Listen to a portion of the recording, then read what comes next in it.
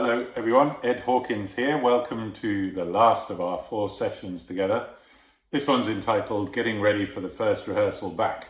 And I hope by now your choir has contacted you with some way of doing exactly that.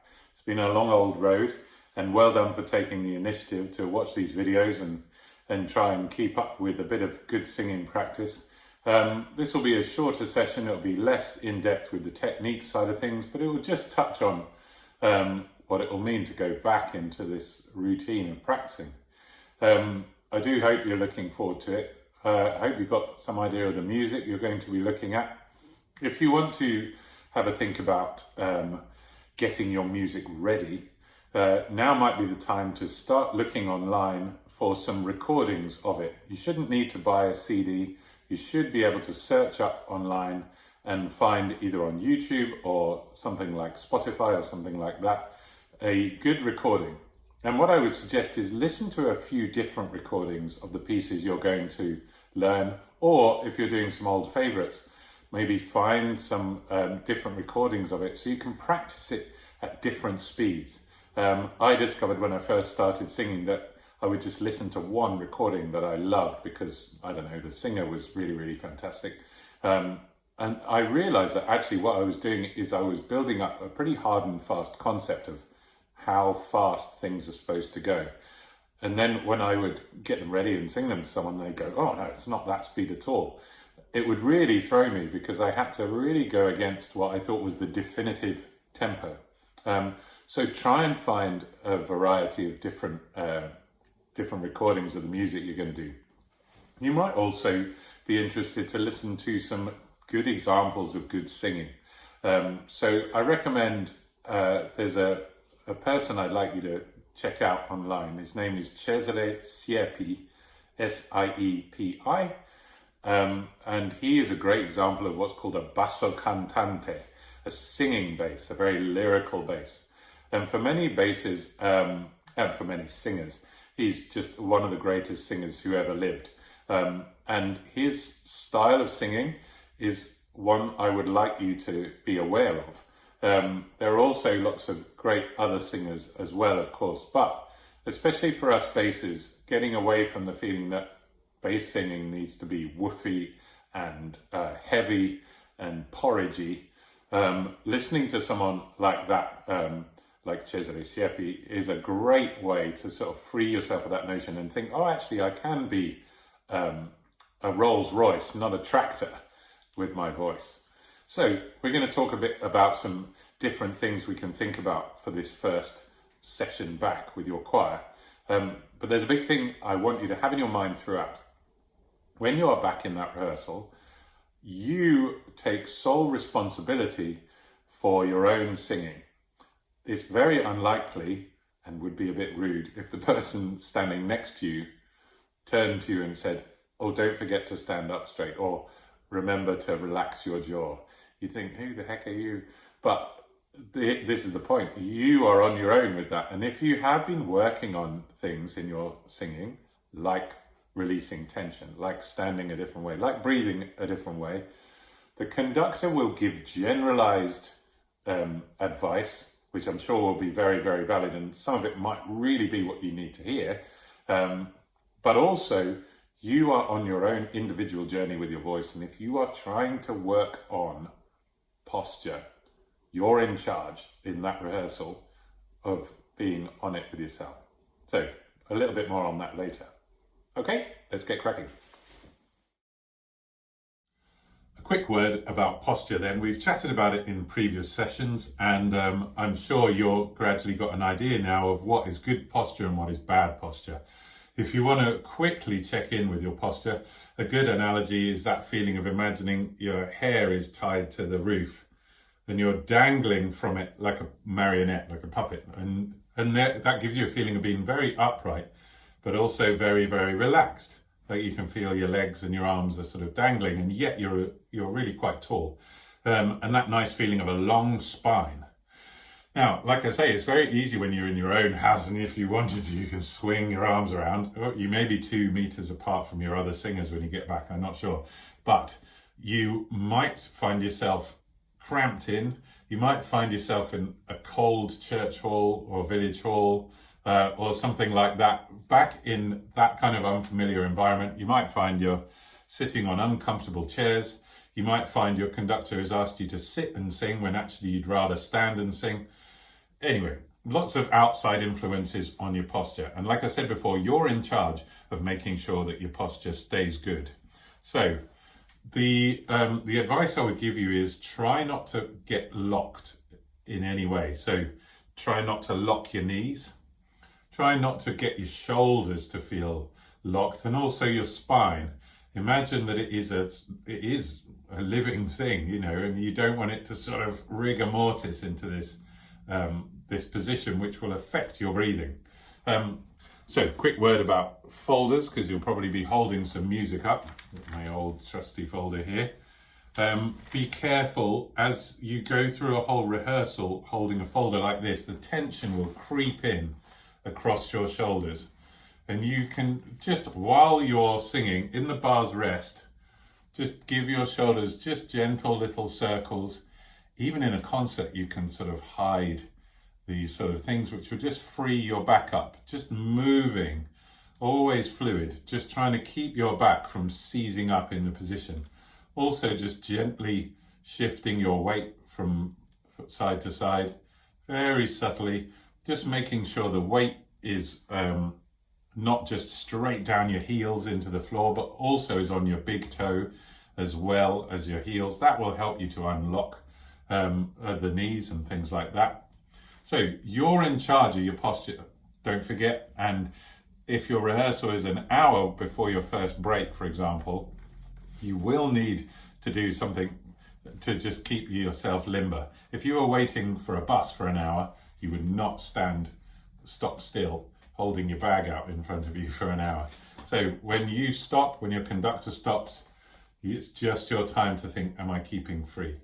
And don't forget, the neck is where all the muscles that surround your voice are. So before you start singing, maybe in the car before you go in, just do these lovely stretches, side to side, up and down, and then tilting the head to one side and lifting the chin to stretch there, and doing it the same on the other side there.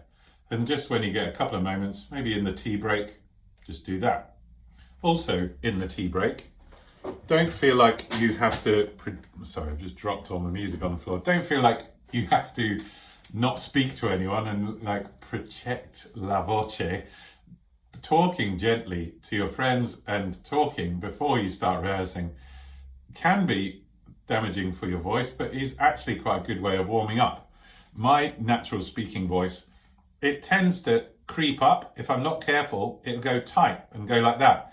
And this can be somewhat due to nerves sometimes, when actually I know my normal speaking voice is much more relaxed and is much more down there. So this might seem like an odd thing to say, but when you first see everyone and are chatting, just try and observe how your speaking voice feels, and just try and, you don't have to talk to everyone like this, but you know, just be aware of a nice low breath, and then just talk normally and see if you notice a low breath, just at changing the natural resting place of your speaking voice. Because if you go straight from rehearsing to chatting with all your friends and having a sip of tea and then start again, and you think, oh gosh, why is my voice so shattered? And it's because of that. It's because when you're talking, you're tiring your voice out. I always found that talking over music in a pub, God, do you remember that? Talking in a crowded pub? Anyway, that would tire my voice out far more than singing. Just because trying to get yourself heard, you'd get a lot of tension in your voice. So just be mindful of your speaking voice during the rehearsal. Okay? One of the big revelations I've had recently in my own sort of journey with singing has been to do with the tension that we carry in our bodies. We talk loads about this in all these videos about try and relax and all this kind of stuff. I have been to some sessions with an osteopath who is absolutely brilliant and has worked with singers for years and years, and has gradually realized that a lot of the issues to do with the tension that come into the breathing mechanism, the physiology of it, are very dependent on our state of mind. What do I mean by that? Well, if you are stressed or nervous, your breathing and your production of sound as a result of that will be affected.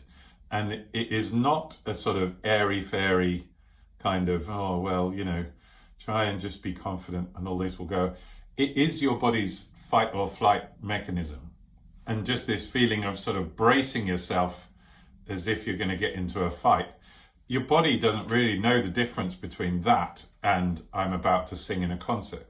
And so there are some really, really big steps forward that you can make if you start to notice when you're feeling stressed and notice when you are not relaxed, and just do a few things purely for your singing mechanism. I'm not sort of going to try and attempt to sort of fix your psyche in these videos.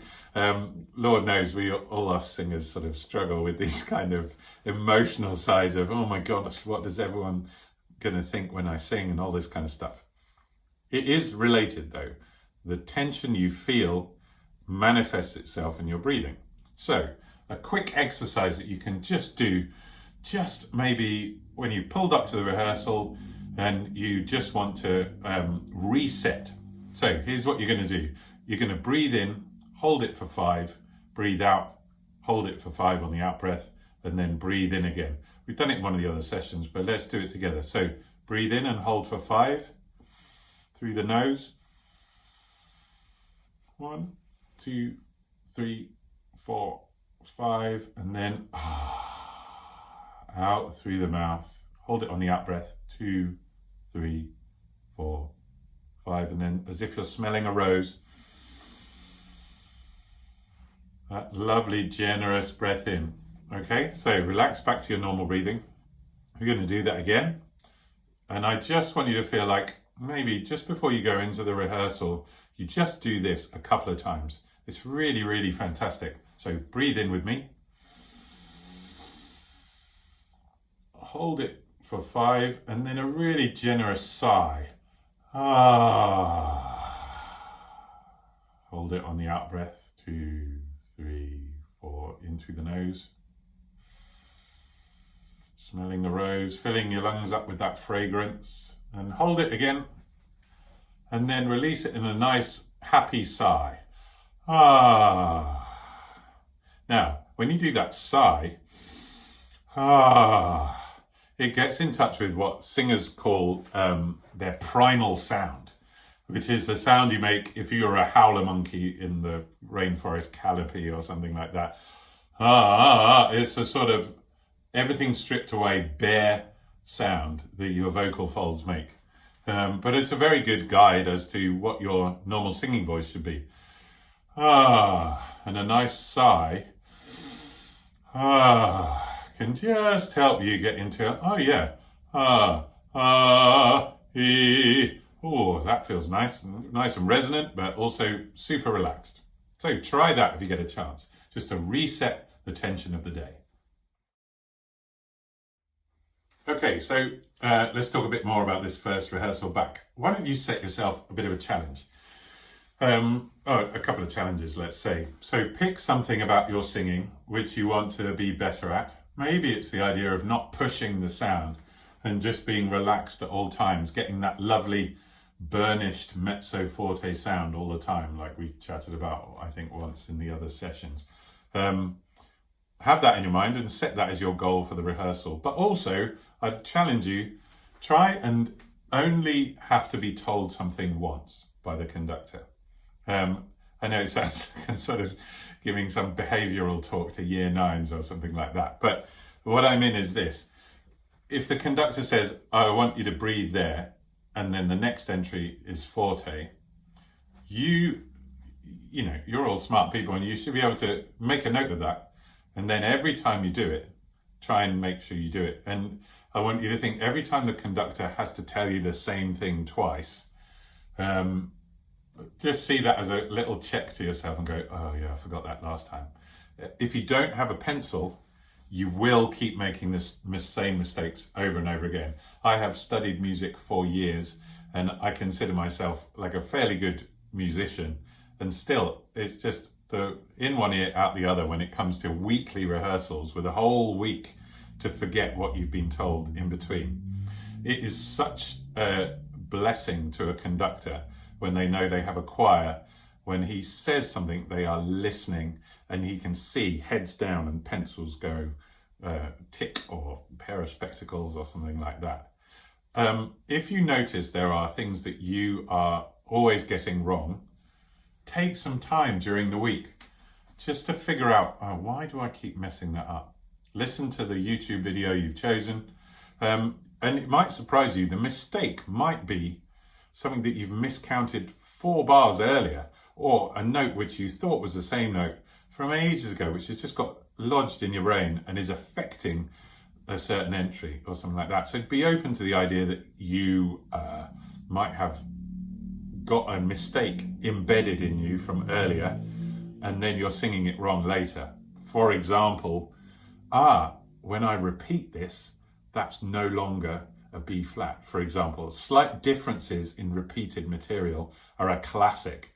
And also things like remembering to do repeats and stuff like that. That should all be second nature once you've penciled it into your score. So challenge yourself. Try and be the singer who only needs to be told once.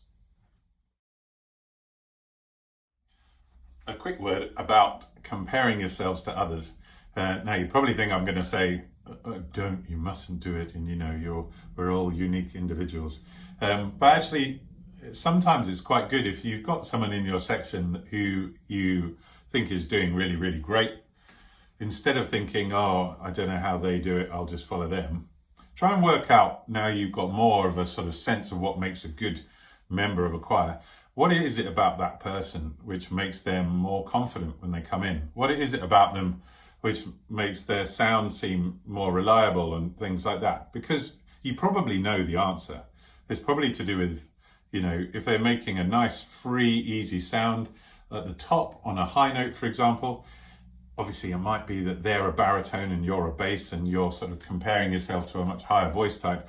But also, you might find that there's just a bit less tension in the way they approach these high phrases. And you can sort of mimic that approach to a lack of tension. Like a baritone doesn't think that a C or a D above the stave is necessarily that high, but a bass might think twice about it. So if you're a bass, think like a baritone and just imagine how they would sing it. And you will find that a lot of it is just a sort of this getting rid of that feeling of needing to gird your loins every time you go above the stave. So listen out for good singing in your choir and acknowledge it and feel like how can I change my approach to make myself more like it?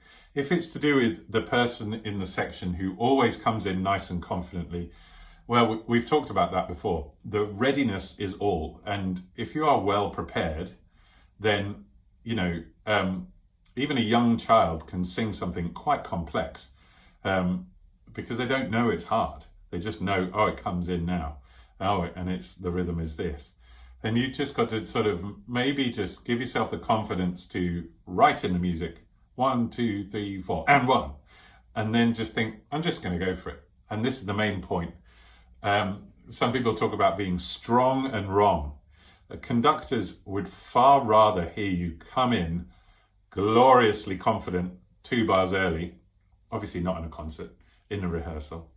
They would rather people coming in strong and wrong than just a bunch of meek people who never ever fully commit to a phrase until someone else has done it.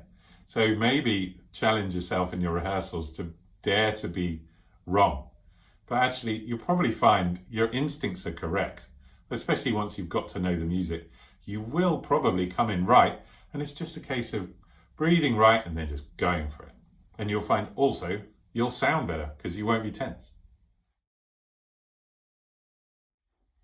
Another quick thought, which I think is useful, is you obviously haven't sung together for a long time, and so you've got to relearn how to blend together. Now that can feel very, very tightening and restricting on a singer. I find for some reason, some of the times where, say if I'm at a family wedding and we're all singing some hymns, I find I don't sort of go into opera mode, obviously, because my kids would find me very, very embarrassing. And so I sort of try and match with the congregation. And oh my goodness, the tension that it creates. You feel like you're singing like this just to keep going. And it really, really tires me out. I'm sure you won't have that because you'll be surrounded by people who are all trying to sing healthily and well. But you need to little bit be like a sort of synchronized swimming team, in that the swimmers in a synchronized swimming team have a radar which is constantly twitching for the people around them. They don't sort of learn their moves and go, oh yes, and then I do this, and then paddle like this, and then my legs do this, with a kind of and stuff everybody else kind of attitude. Because it's not that kind of a thing. It's synchronized swimming, and you're doing synchronized singing, aren't you? So you have to have your antennae twitching to those around you. And what I want you to think is, instead of stopping you singing well, it should make you find this lovely mezzo forte, burnished, beautiful sound that we have sort of built our house upon. If you like, the house of our technique is built on not how loud we can sing or how quiet we can sing, but what is our tone when we are at sort of standard mezzo forte volume. And if you're listening to those around you, you should find that you can sing very healthily in an unforced way, but you just got the other parts just in your peripheral vision at all times. So your ears can hear chords, not just this is my line and you'd better sing in tune with me. Be aware and develop that sense of coming in as a group. I remember when I first started working in the Glyndebourne chorus, and there were some moments where we were trying to get a very difficult section together. We might be spread all around the auditorium or something like that, and come in with a very, very quiet chord perfectly together. There was one actually where we were all lying on our backs staring at the roof, and they'd installed a monitor up there and things like that, so we could all look up and see the conductor. But we soon discovered the best way to all sing together was the conductor just stopped conducting, and there was a long silence. We had to count in our heads and then come in together. And the subconscious, the twitching antennae took over, and it was always better when the conductor stopped. I'm not saying your conductor should stop conducting, but there is nothing better than a choir who are listening to each other. It will iron out a multitude of problems, and actually the corporate sound will be transformed. So trust your twitching antennae. And if you are normally a bit of a head down, I've learnt this at home, don't put me off kind of person, learn over these next few weeks as you start singing back together again to listen to the sopranos, the altos, the tenor, and relate what you're singing to them, because that's what the audience is hearing, not a bunch of individuals.